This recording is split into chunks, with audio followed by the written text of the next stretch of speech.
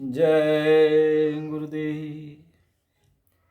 परम पुरुष गुरुदेव जी, जय गुरुदेव नाम।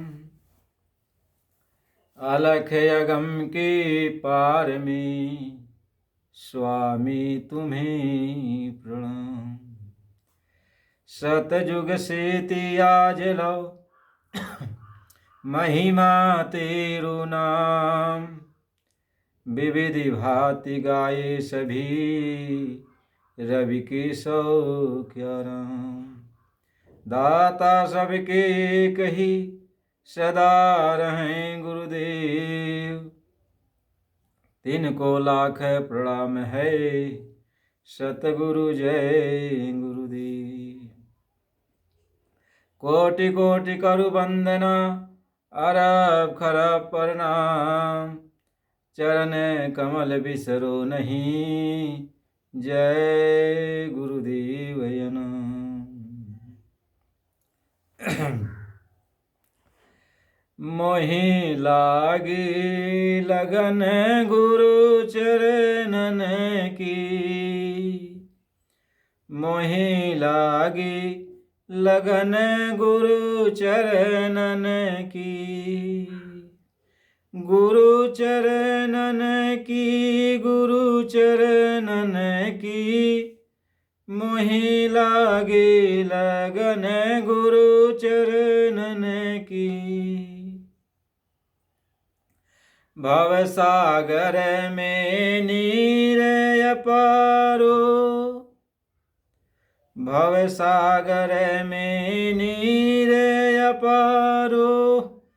सूख गयो मोहि कोई खबर नहीं। मोहि लागे लगन गुरु चरणन की। मोहि लागे लगन गुरु चरणन की। भव सागर सब सुख गयो हैं। भव सागर सब सुख गयो हैं। खबर नाही मोहि तरनन की। मोहि लागे लगन गुरु चरणन की। मोहि लागे लगन गुरु चरणन की। जय गुरुदेव। आप सभी प्रेमी भाई बहनों और सभी लोग जो इस वीडियो के माध्यम से मालिक के सत्संग वचन को आप लोग सुन रहे हो, गुरु महाराज जी की दया कृपा सबके ऊपर बरस रही है। और सत्संग वचन को आप ध्यान से सुनो। गुरु महाराज जी की बड़ी दया है। ये सत्संग बड़े भाग्य से मिलता है जब मालिक की दया होती है। कहते हैं यही सर आवत अति कठिनाई। और राम कृपा बिनु आई न जाई। महात्मा समझाते हैं कि सब जगह तो आप पहुंच जाओगे। जहां भी गाना बजाना होगा आप पहुंच जाओगे। लेकिन भगवान का जहां सच्ची बात, सच्ची कथा, सच्चा सत्संग होने को होगा, वहां आप नहीं जा सकते हो। क्योंकि आपका मन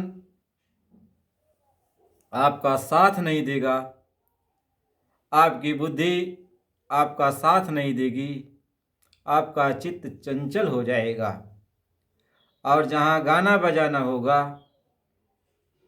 वहाँ तो आप पहुँच जाओगे। क्योंकि मन साथ देगा। क्योंकि मन माया के अधीन है। माया गाना बजाना में और दुनिया के रास रंग में आपको लगाना चाहती है। लेकिन यदि भगवान की कहीं कथा होगी, कहीं सत्संग होगा, तो मन वहाँ नहीं लगेगा। क्योंकि माया जानती है कि यदि ये सत्संग में लगेंगे, भगवान की कथा को सुनेंगे, तो इनके ऊपर लगे हुए जो मैल है ये साफ होने लगेंगे। तो कर्म बंधन से आज़ाद हो जाएंगे। और जब कर्म बंधन से आज़ाद हो जाएंगे तो आवागमन से इनकी मुक्ति मिल जाएगी। अब ये जन्म मरण के बंधन से अलग हो जाएंगे। इसलिए महापुरुष ये समझाते हैं कि अब ये लोग भक्ति के मार्ग पर आपको जाने नहीं देना चाहते, भक्ति का विरोध करते हैं। महात्मा ये समझाते हैं कि शरीर के अंदर जितने भी अंग हैं, जितने भी दरवाजे हैं, देवी देवता सब बैठे हुए हैं। आँख में भी बैठे हैं, कान में भी बैठे हैं, नाक में भी बैठे हैं, जबान पर भी बैठे हैं, हर इंद्रियों पर बैठे हुए हैं। कहीं इंद्र ने कूटी झरोखा नाना, और तह सब देव करय स्थाना। सारे देवी देवता इन दरवाजों पर बैठे हुए हैं और वो ये देखते हैं कि ये दरवाज़ा कब हमें खोलना है। जब देखते हैं कि विषय वासना की दुनिया में, रास रंग होने की दुनिया में जीव कैसे फंसेगा, जब उधर की कोई चर्चा होती है, उधर जाने का वक्त होता है तो तुरंत दरवाज़ा खोल देते हैं। यानी आँख खुल जाती है, कान खुल जाते हैं, जबान खुल जाती है और पैर उधर चलना शुरू कर देते हैं, हाथ पैर से उधर चले जाते हैं। यानी जहाँ दुनिया में फंसने की इस जीव को गड्ढा खोदा हो गया है कि यहाँ जीव जाएगा, जाल बिछा गया है, यहाँ जीव जाएगा, फंस जाएगा, दुनिया में रहेगा, दुनिया में फंसने लगेगा, वहाँ तुरंत आपके मन के अंदर विचार आ जाएगा, उस जगह चलना चाहिए, उस चीज़ को देखना चाहिए, उस बात को सुनना चाहिए, उस काम को करना चाहिए। तो इंद्र न सुरन न ज्ञान सुहाई, अविषय भोग पर प्रीति सदाही। यानी इंद्रियों के दरवाजे पर बैठने वाले जितने भी देवी देवता हैं, इनको ज्ञान की चर्चा, सत्संग की चर्चा, भगवान की चर्चा ये जीवात्मा को सुनने नहीं देते, ये जीवात्मा को सुनने नहीं देते। और जब कहीं भगवान की चर्चा, सत्संग, कथा कहीं होने वाला होता है, तब ये दरवाजे को बंद कर देते हैं। यानी आपके अंदर आलस आ जाएगी, उस जगह जाने में आलस आ जाएगी, आपको नींद आएगी, जम्हाई आने लगेगी। हर तरह से यदि आप वहाँ पहुँच भी गए तो आपको आलस घेर लेगा, निद्रा आ जाएगी। आपके अंदर नाना प्रकार के कुतर्क भाव ऐसे विद्यमान कर देंगे कि इधर सत्संग हो रहा है, आप दूसरी बात सोचने लग जाओगे। कहते हैं ये देवी देवताओं का काम है जो आपके शरीर के अंदर बैठे हुए हैं। नाना प्रकार के रोग व्याधियां शरीर के अंदर डालने लगेंगे कि ताकि शरीर में आपके दर्द हो, परेशानी हो, चिंता आपको घेर ले, आप इस सत्संग भजन भाव न कर नहीं पाओ। कै इंद्र न सुरन न ज्ञान सुहाई, अविषय भोग पर प्रीति सदाई। कहते हैं अब विषयों की तरफ ही लगाते हैं। इसलिए कहा कि यही सारे आवत यति कठिनाई, यानी इस जगह आने पर बड़ी कठिनाई है। सत्संग में आना, भगवान का भजन करना, भक्ति भाव में चलना, सही मार्ग पर चलना, यह बहुत कठिन काम है। क्योंकि आपके अंदर बैठे हुए देवी देवता खुद नहीं आपको उस जगह लगाना चाहते हैं। सारे किताबें तो भरी पड़ी हैं, ग्रंथ पोथियाँ तो भरे पड़े हुए हैं कि आपको ये काम करना चाहिए, लेकिन यही देवी देवता आपको उधर नहीं जाने देते। महात्मा ये समझाते हैं कि अंदर जो भगवान की ज्योत जल रही है, यदि जीव साधना करता है कि चलो ज्योत को जला दें, अंदर में रोशनी पैदा हो जाए, भगवान का दर्शन कर लें, लेकिन ये माया उस ज्योत को बुझा देती है। कहती इनके अंदर ज्योत जलनी नहीं चाहिए।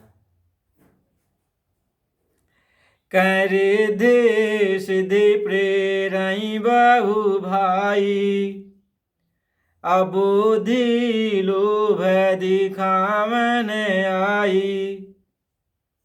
कहते हैं रिद्धियों सिद्धियों को भेज देते हैं कि जो इसको चाहिए तुम सब लोग जाओ, इनको दे दो, और ये भजन भाव का रास्ता, साधना का जो रास्ता ये छोड़ दें, भक्ति का मार्ग ये छोड़ दें। जो कुछ भी सांसारिक चीज़ इनको चाहिए सब कुछ इनको दे दो, और इसी राजपाट में, भोग विलास के जीवन में, दुनिया में, ऐशो आराम में, मान बढ़ाई के चक्कर में इसी में ये फंस जाए, लेकिन ये भक्ति का मार्ग नहीं अपनाने पाए। महात्मा ये समझाते हैं कि बच्चा, कि रिद्धि सिद्धि प्रेरई बाहु भाई, अबोधि लोभ दिखावन आई, कहो ये बुद्धि जो परम सयानी, आइन समय चितमय नयन हित जानी। यदि तुम्हारे अंदर कोई विवेक रहे कि चलो ये लोग जो हमारे ऊपर हमको इतना लुभा रहे हैं, हमको ये सब चीज़ देना चाहते हैं, फंसाना चाहते हैं, ये हमारे भक्ति मार्ग में बाधा है, तब तो उधर वो नहीं देखेगी आत्मा और कहेगी नहीं हम साधना करेंगे, उधर हमें फंसने की ज़रूरत नहीं है। लेकिन जरा सा यदि लोभ आ गया, लालच आ गया, तो तुरंत इस चीज़ को स्वीकार कर लेंगे। महात्मा ये समझाते हैं, इस तरीके से जीव भजन भाव नहीं कर पाता, भक्ति का मार्ग नहीं अपना पाता, सत्संग में नहीं जा पाता है, अच्छे लोगों की संगत वो नहीं कर पाता है, क्योंकि उसके अंदर ही ये झगड़ा चलता है। बाहर का झगड़ा तो छोड़ दो, लेकिन घर के अंदर यानी अपने अंदर, अपने शरीर के अंदर जो देवी देवता बैठे हुए हैं, यही झगड़ा लगाते हैं, यही झगड़ा कर देते हैं, यानी आत्मा को उधर जाने नहीं देते,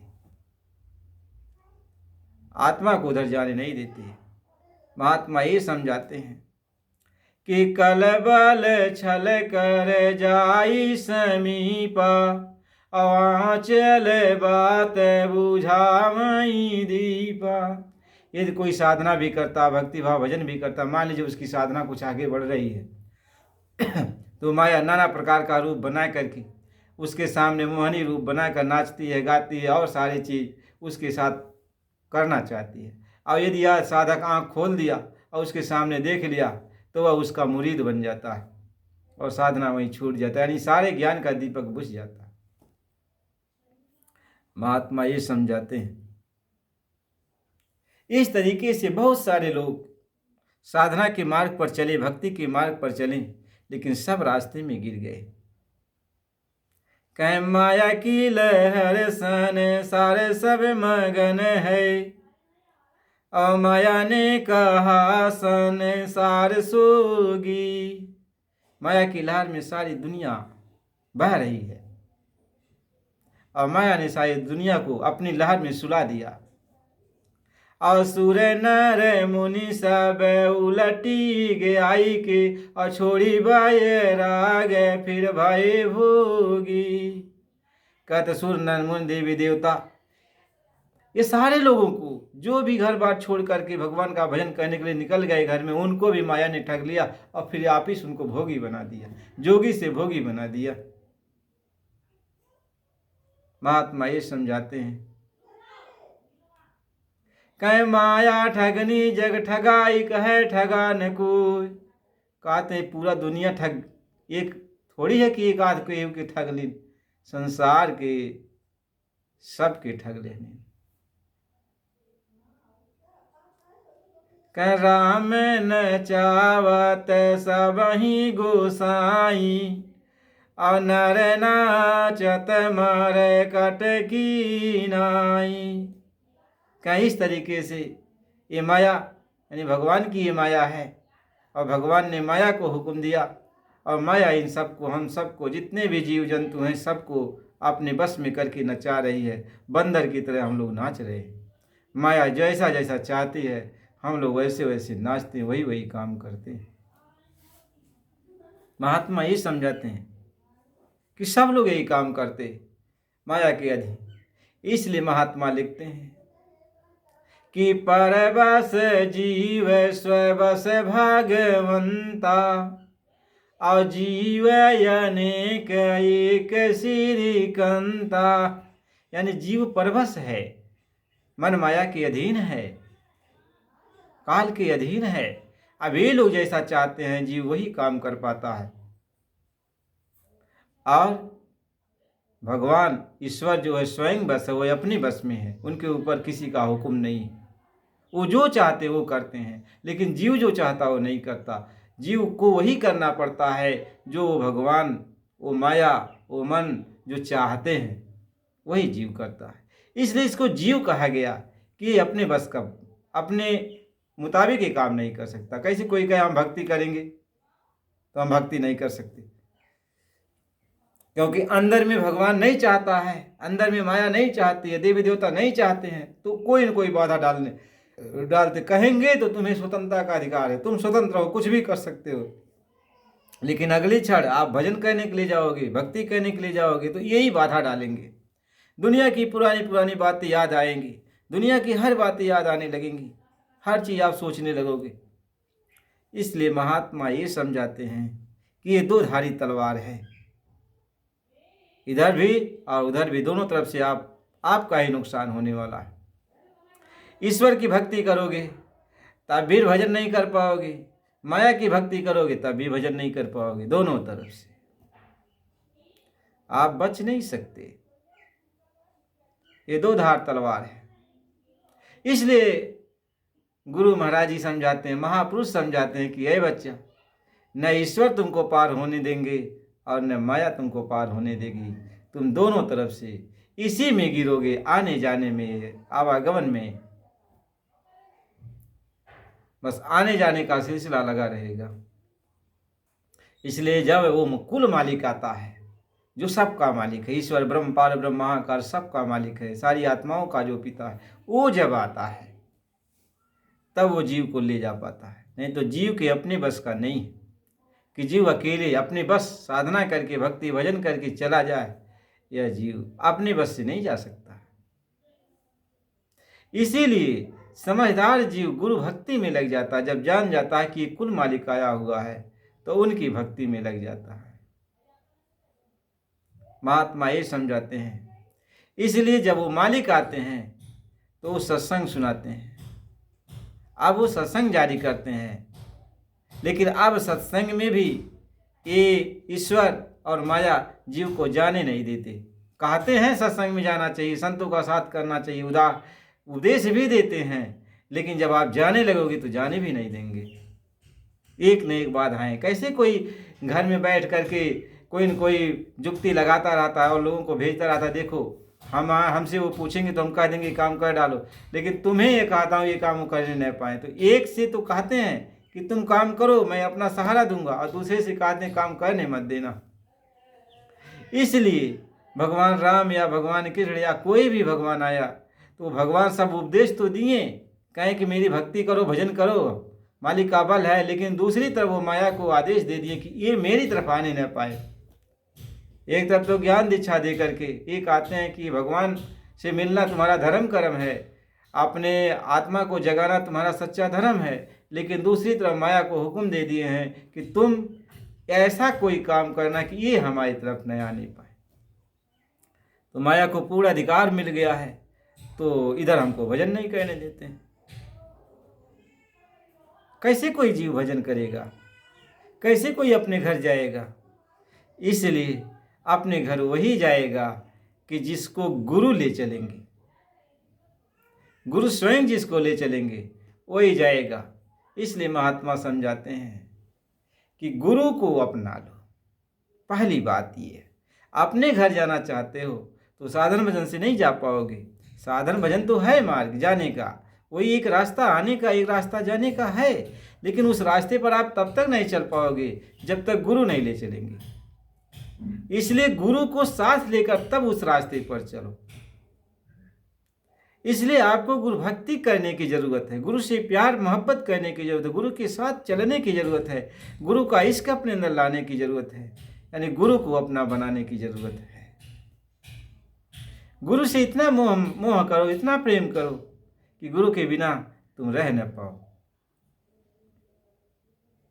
इसलिए महापुरुष लिखते हैं कि गुरु चरण कमल बलिहारी रे, मेरे मन की दुविधा तारी रे, मेरे मन की दुविधा तारी रे।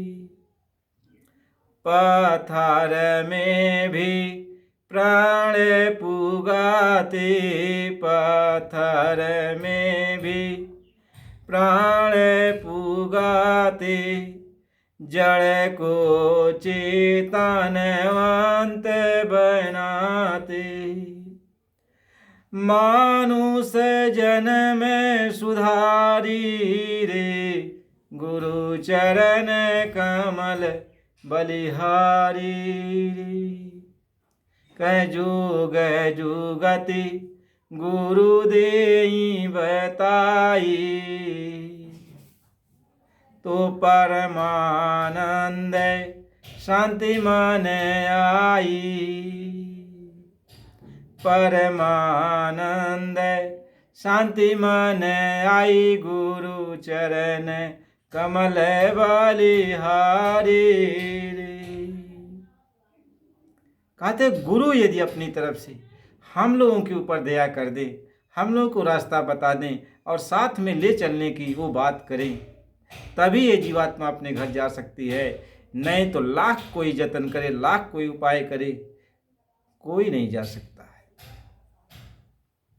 इसलिए महात्मा समझाते हैं कि गुरु सेवा कर गुरु रिझाऊ, आओ तुम इस ढंग में। यानी तुम ये ढंग अपनाओ, ये जुक्ति अपनाओ, तुम गुरु की सेवा में लग जाओ, गुरु को खुश करो, गुरु के साथ चलो, गुरु को साथ ले चलो, तुम गुरु की सेवा में लग जाओ। बिना गुरु के कोई इस भवसागर से पार नहीं हो सकता। कि गुरु बिन भव निधि तरई ना कोई, अजो बिरंची शंकर समय हुई। कितनों बड़ी ताकत आपके अंदर हो, शक्ति हो, भक्ति हो, कुछ भी हो आपके अंदर, लेकिन इस मार्ग से गुरु के सिवा कोई नहीं ले जा सकता। यानी ये आवागमन का जो चक्र है, जो भवनिधि है, जो भवसागर है, इससे अलग गुरु के सिवा कोई कर ही नहीं सकता।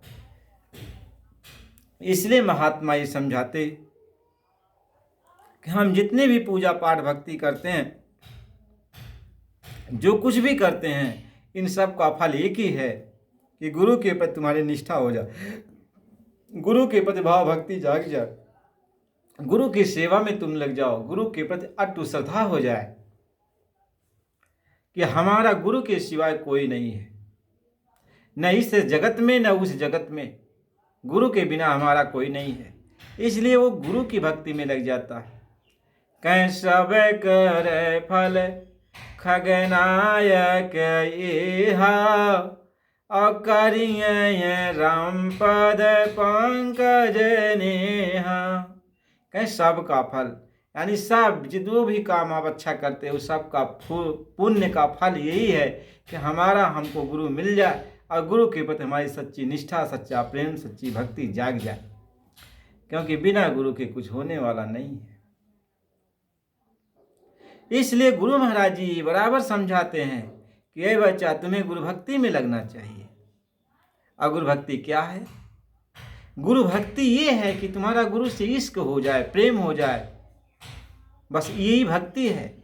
और जब इश्क प्रेम हो गया तो गुरु की आवाज़ सुनने के लिए, यानी गुरु के हुक्म में आप रहने के लिए हमेशा तत्पर रहोगे। गुरु ने क्या आदेश दिया, उस आदेश पर आप चलोगे हमेशा। जैसे अधिकारी के सामने नौकर हमेशा खड़ा रहता है, हमेशा हाथ जोड़े खड़ा रहता है, अधिकारी की कौन सा हुक्म हो जाए, कौन सा हुक्म हो जाए, हमेशा एक क्षण भी देरी नहीं करता, वह तुरंत उस हुक्म का पालन करता है।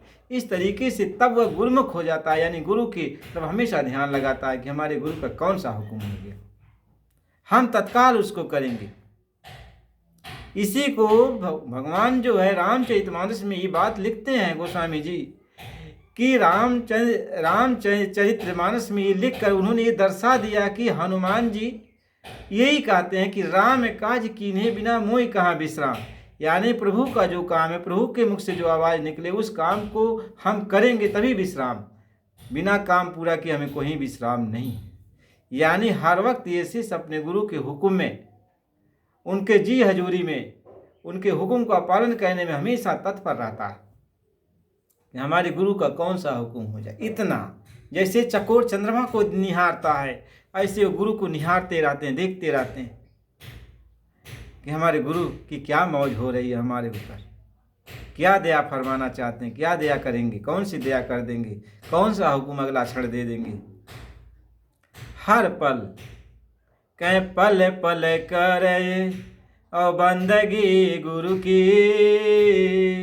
अब वही निकाले तन चामे से। हर पल वह गुरु की बंदगी करता है।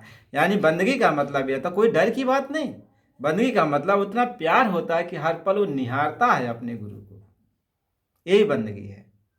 वहाँ सिर झुकाना और कुछ नहीं, आंखों से उनका दर्शन करना होता है, उनको निहारना होता है। इसी को बंदगी कहते हैं, इसी को बंदगी कहते हैं। वो पल पल गुरु की बंदगी करता है,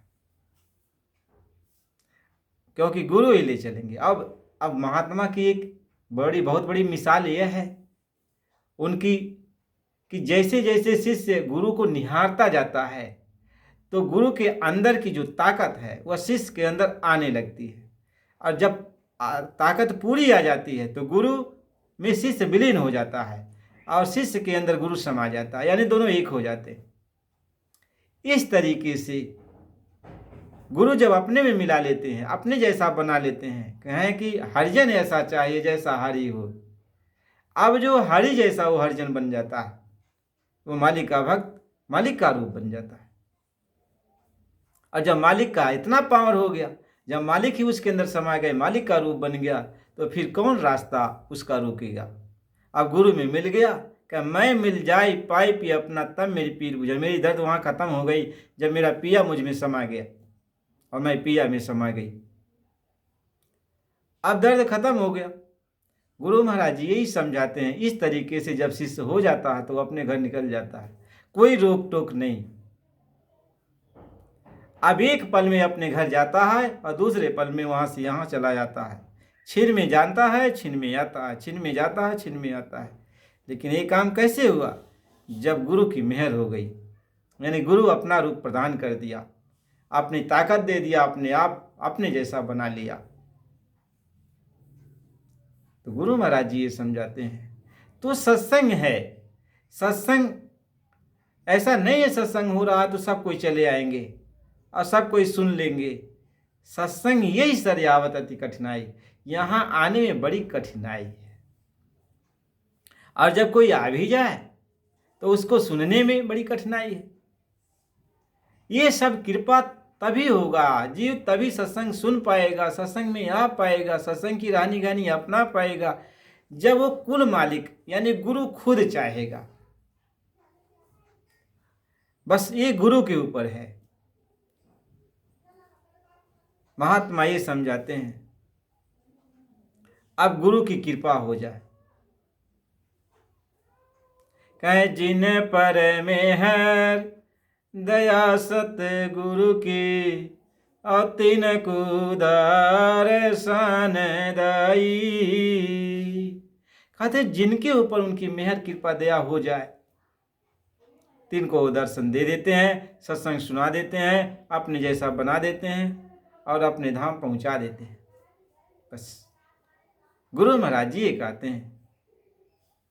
अब शिष्य अपने आप को समर्पित हो जाता है, जब उसको ज्ञान मिल जाता है, शिक्षा दीक्षा मिल जाती है, सत्संग सुनते सुनते उसको ये मालूम हो जाता है कि हमारा खेवनहार कौन है, वही एक है, गुरु है, संत हैं। तब वह की जोर जबरदस्ती से नहीं, अपने कल्याण के लिए जानबूझ करके ज्ञान में वो भक्ति करता, तब गुरु की चरण को पकड़ लेता। इसने कहा कि समझा की गति और है, अनसमझा की और समझा साहेब से मिले, अनसमझा जम की लौर। कहते जो समझ लिया ज्ञान से, सत्संग से, जिसको जानकारी अंदर में हो गई, वह गुरु को पकड़ लेता है और गुरु की भक्ति में लग जाता है। तो उसकी गति कुछ और है। और जो बिना समझे ही देखा देखी भक्ति करता है, उसकी गति कुछ और है। कि देखा देखी करने वाले को कभी रंग नहीं चढ़ पाता, क्योंकि जब विपत्ति आ जाती है तो रंग उतर जाता है, और जब विपत्ति हट जाती है तो फिर रंग चढ़ जाता है। जैसे सावन भादों के महीने में सभी नदियाँ उफान पर होती हैं, अथाह जल हो जाता है, लेकिन जब जेठ का महीना आता है तो सभी नदियाँ सूख जाती हैं, केवल उसी नदी में पानी रहता है जो बड़ी बड़ी नदियाँ हैं, गंगा जमुना। ऐसी नदियों में पानी तब बहता है। उसी को कहते हैं कि भक्ति भाव भादो नदी, सबे चली गहराए, और सहिता सोई सराहिए, जो जेठ मास ठहराए। यानी विपत्ति आने पर भी जो गुरु भक्ति को नहीं छोड़ता है वही पार होता है। गुरु महाराज जी तो इसी बात को समझाते हैं। तो भक्ति देखा देखी नहीं होती, भक्ति पहले सत्संग सुना जाता है, ज्ञान में ज्ञान पैदा होता है, समझदारी आती है, इसका मतलब क्या है, हम क्यों भक्ति करें, किस लिए भक्ति करें, और इस भक्ति का राज क्या है, रहस्य क्या है। तो सत्संग जब वो सुनने लगता है धीरे धीरे धीरे धीरे उसके अंदर समझ में आने लगती है। आत्मज्ञान, तत्व ज्ञान, ब्रह्म ज्ञान, ईश्वर ज्ञान, सबका ज्ञान उसको जब धीरे धीरे सत्संग के माध्यम से महात्मा दे देते हैं, या आत्मज्ञान, तत्व ज्ञान, ब्रह्म ज्ञान देने के बाद फिर उसको शब्द ज्ञान देते हैं, महात्माओं का ज्ञान देते हैं, संतों का ज्ञान देते हैं, कुल मालिक का ज्ञान देते हैं। जब सबका ज्ञान वो दे देते हैं तब उसको समझ में आता है कि सच्चाई क्या है। तो सत्संग जब सुनता है तभी तो समझ में आता है, नहीं तो धीरे धीरे आज मीठा सत्संग लगा तो आज तो भक्ति कर रहा, सत्संग सुन रहा है, और कल कोई बाधा आ गई तो सत्संग बंद कर देगा, कहेगा नहीं अब सत्संग नहीं करेंगे, आप सत्संग नहीं सुनेंगे। हम सत्संग में गए तो भाई हमको कोई फ़ायदा नहीं हुआ, ये नुकसान हो गया, ये नुकसान हो गया, घर पे ही परेशानी आ गई, बीमार, आप नहीं सुन पाएंगे, तो उसमें वो फंस जाता है। और यदि उसको सत्संग में समझ में आ गई, जानकारी आ गई, तो कहेगा भैया जो कुछ भी घटना घटी ये तो भाई कर्मों का फल है, यहाँ कर्मों के हिसाब से लोगों को सज़ा तो मिल रही है, दुख सुख मिल रहा है, तो इसमें सत्संग क्या कर रहा है। सत्संग तो आत्मा के उद्धार की चीज़ है, तो हमें सत्संग जरूर सुनना चाहिए। तब उसी को लिखते हैं कि दीपक जरे अबुझे चाहे बातें, अवतरन न दे प्रेम रस माती। कहते हैं अब वही सोचता है कि भाई कोई बात आ गई घर परिवार में, तो भाई ये अपने अपने कर्म के अनुसार, प्रारब्ध कर्मों के अनुसार आई है, इसमें भगवान का क्या दोष है, सत्संग का क्या दोष है। भाई हमने बोया है, जो बिया बोया है अच्छे बुरे कर्मों का, समय पर वो उग रहा है, दुख सुख हमको मिल रहा है, तो इसमें सत्संग क्या करेगा, सत्संग को क्यों हम दोष लगावें। तो कहता भैया दुख सुख तो हमको भोगना ही है, जो कुछ भी हमने किया है, लेकिन यदि हम सत्संग में जाएंगे तो अगला जन्म तो हमारा बन जाएगा, हमारा उद्धार तो हो जाएगा, क्योंकि यहाँ तो हमेशा रहने के लिए कोई आया नहीं है, यहाँ से जाना तो जरूर है। कितनों कोई जतन कर ले लेकिन यहाँ रुक पाएगा नहीं, एक न एक दिन जाना है, कोई आगे जाएगा कोई पीछे जाएगा, जाना तो सबको है। महात्मा इसी बात को समझाते हैं, इसलिए जाना है। तो और रोज यदि हम सत्संग बंद ही कर दें तो क्या लोगों के आने जाने का सिलसिला बंद हो जाएगा, कोई जन्म नहीं लेगा, क्यों कोई मरेगा नहीं। यदि हम सत्संग ही बंद कर दें तो जन्मना तो लगा रहेगा, एक दूसरे के यहाँ लोग जन्म ले रहे हैं, मरना लगा रहेगा, इनके यहाँ उनके यहाँ सबके यहाँ, तो एक नहीं दिन तो लोग ये हो ही रहा है। तो हम सत्संग जब ये नहीं रुक रहा है तो हमारा सत्संग क्यों रुक जाए, भगवान की भक्ति क्यों रुक जाए, भगवान का भजन क्यों रुक जाए। इसको भी तो जारी रखना चाहिए, क्योंकि यदि यह जारी रहेगा तो हो सकता है अगले पल हमें कोई ज्ञान हो जाए और कोई एक ही ज्ञान हमको बदल दे और हमारा अंत समय ठीक हो जाए। कहें अंत भला तो सब भला, अंत समय में तुम्हारे अंदर सत्संग का भाव जग गया, भगवान के प्रति भाव जग गया, तो भी आप पार हो जाओगे। कहीं मार कंडे को जब हमें डराने लगा, जीव को कैद करके वो जाने लगा, उस वक़्त उसने मुख से यही कहा, शिव तू ही, शिव तू ही, शिव तू ही, शिव तू ही। कहते जब शिव जी का, शिव के नाम का उच्चारण किया तो उसको बचाने के लिए शिव जी आ गए अंत समय में। तभी तो कहा अंत समय में जिसको जो सुमिरता है वही आता है, लेकिन उस समय तो गला बंद कर दिया जाता है, आँख उलट दिया जाता है, ऊपर से मार पड़ने लगती है, तो आदमी बेहोश हो जाता है, पहले ही शरीर से निकलने के पहले उसको मार मार करके बेहोश कर दिया जाता है। जितना उसके अंदर होश हवास है सब गायब हो जाता है, बेहोशी अवस्था में वो चलता, तो किसको पुकारेगा। वो तो कोई होश में यदि चले तब तो किसी को पुकारे, होश में जब रहेगा नहीं तो किसको पुकारेगा। इसलिए कहा कोटि यानी करोड़ जतन करने के बाद, मुनि करोड़ जतन करते हैं लेकिन अंत राम मुखावत नहीं। कितनों केहू जतन कराला लेकिन अंत में भगवान का नाम यही नाते नायावत कि उनके पहले अब तो 1 घंटा के बाद प्राण निकली, लेकिन पहले वो जमदूत आके खबर दे दी है और उनका खबर सुन के जो है आदमी अंधा भारा पागल हो जाला और बेहोश हो जाला। उसके बाद ओकर कुटाई शुरू हो जाले, ऐसन मार जाला अंदर में कि ओकरे पता नहीं चलत, होश आवाज सब गायब हो जाला। तो कैसे भगवान के पुकारी हो? इसीलिए कोई भगवान को याद नहीं कर पाता। इसीलिए अजामिल का उदाहरण दिया गया कि अजामिल वह जो है अपने बद कर्मों में लिप्त रहता था, लेकिन अंत समय में जब उसको मार पड़ने लगी तो उसको मोह माया सताने लगी, तो उसका एक पुत्र था नारायण, तो अपने नारायण पुत्र को बुलाने लगा। तो नारायण नाम तो आ गया ना, किसी भी का नाम हो, देवी देवता का। नारायण नाम सुन के भगवान नारायण के दूत आ गए और उसको बचा लिया। तो कहने का मतलब यह है कि भगवान का नाम यदि आपके मुख से निकल जाए अंत समय में तो आपका तो बेड़ा पार हो जाएगा, लेकिन ये निकलता नहीं है। संत महात्मा ये समझाते हैं कि अंत समय में सब कोई भूल जाता है, मार पड़ती है, लेकिन जब सतगुरु मिल जाते हैं, प्रभु मिल जाते हैं, तब आपको जमदूत नहीं लेके जाते। जमदूत आके आपको मुगदड़ की मार नहीं मारते कि आप बेहोश हो जाओगे, वो नहीं आते, आपके करीब में भी नहीं आएंगे। क्यों? कि सतगुरु शब्द देते हैं। शब्द का मतलब होता है भगवान की आवाज, भगवान का वो पावर करंट, ये आत्मा से जोड़ देते हैं। जैसे आप करंट में अपनी अंगुली डाल रखो, कुछ भी अपने शरीर का अंग छुआओ तो करंट झटका मारेगा, और यदि छुआने लगोगे नहीं हटोगे तो पकड़ कर आपको मार देगा। इस तरीके से आत्मा जब शब्द को पकड़ लेती है, शब्द आत्मा को पकड़ लेता है जीते जी। गुरु शिष्य को शब्द से इसीलिए जोड़ते हैं कि शब्द आत्मा को पकड़ लेता है, सूरत को पकड़ लेता है, और जब अंत समय आता है यदि कोई करीब में आएगा तो झटका मारता है।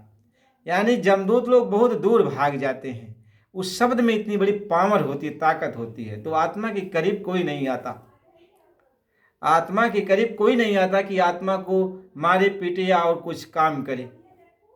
जिसने भी गुरु से जुड़ गया और शब्द से जुड़ गया, उसकी ये गति होती है कि उसको जमदूत नहीं आते हैं लेने के लिए, जमदूत उसके करीब आ ही नहीं सकते। और जब वो शरीर से आत्मा निकलती है तो गुरु उसको लेके चलते हैं। इसीलिए गुरु की खोज करनी पड़ती है, और वो भी पूरे गुरु की। कह जबलग संत मिले ना पूरे, पड़े रहोगे अघ में, खोज री पिया को निज घट में। यानी जब तक पूरे संत नहीं मिलेंगे तब तक ये गति नहीं होती है, और जब पूरे संत मिलते हैं तभी वो नाम से जोड़ते हैं, तभी उस पावर से करंट से जोड़ते हैं, तब यह जीवात्मा का भला होता है। प्रेमी भाई बहनों, इसलिए सत्संग की जरूरत पड़ती है। बिना सत्संग के कोई भी काम आप समझ नहीं सकते, कर नहीं सकते। मालिक के प्रति प्रेम भाव विश्वास पैदा नहीं हो सकता। गुरु महाराज इसी बात को समझाते हैं। इसलिए सत्संग करो, सत्संग करो, सत्संग सुनो। ये मालिक की बहुत बड़ी दात है, कृपा है, मालिक की दया है। तो अब आपको कितना बड़ा कि गुरु मिल गए, सत्संग मिल गया, नाम मिल गया, अब नाम से करंट से जोड़ दिए तो मौत का खौफ खत्म हो जाता है। यानी मृत्यु की जो पीड़ा है ये खत्म हो जाती है। सद्गुरु अब देखो आपको मौत की पीड़ा से मुक्त कर दिए। अब जब चलोगे आप तो होश में चलोगे, बेहोश में नहीं चलोगे। जिसने भी भजन किया, जिसने भी अपनी सूरत को शब्द से जोड़ा, वो कभी बेहोश में नहीं जाता, होश में जाएगा। और जब होश में जाएगा तो अपने गुरु को याद करता हुआ जाएगा, और गुरु को याद करता हुआ जाएगा तो गुरु उसके सामने रहेंगे। इसलिए संत मत का यही इतिहास है, संत मत की यही शिक्षा दीक्षा है कि आप गुरु, पूरे गुरु की खोज करो, और जब वो मिल जाए तो गुरु जो कहें करो तुम सोई, मन के कहे चलो मत कोई। यानी गुरु अब जो कहें वही तुम करो, और मन के अनुसार अब आप मत चलो। प्रेमी भाई बहनों, अगला सत्संग तो आपको कल मिलेगा। यह है कि आप इस वीडियो को जो देख रहे हो, यदि नए हो तो सब्सक्राइब कर दीजिए, लाइक कर दीजिए, कमेंट करिए, और मालिक की बड़ी दया है, हमें अपना समझते हो तो करो, करना चाहिए ना। करोगे हमें भी खुशहाली रहेगी, नहीं करोगे तभी खुशहाल तो वही है। बशर्ते है कि करोगे तो आपको भी खुशहाली रहेगी कि चलो अगला वीडियो फिर मिलेंगे। क्योंकि देखो, यहाँ कोई किसी का नहीं है, यह संसार में कोई किसी का नहीं है, सब सबका साथ छोड़ देंगे। मालिक ही है एक ऐसा जो सबके साथ रहने वाला है। इसलिए मालिक से तो प्रेम कर लो, मालिक से प्रेम कर लो। इसलिए महात्मा समझाते हैं कि गुरु से प्रेम करो। कि गुरु से प्रेम करना क्या तुमने सहज में ही जाना? ये सहज नहीं है गुरु से प्रेम करना। जब प्रेम करने लगो तो समझ में आ जाएगा ये इतना सहज नहीं है जितना कहा जाता है। इसलिए महापुरुष लिखते हैं कि नैना तरसे, नयना तरसे दरस को दिखा दीजिए, नैना तरसे दरस को दिखा दीजिए, हमरे स्वामी जी कहाँ हो, तू आ जाइए, हमरे स्वामी जी कहाँ हो। तो मालिक की दया है, अगला वीडियो कल मिलेगा। जय गुरुदेव।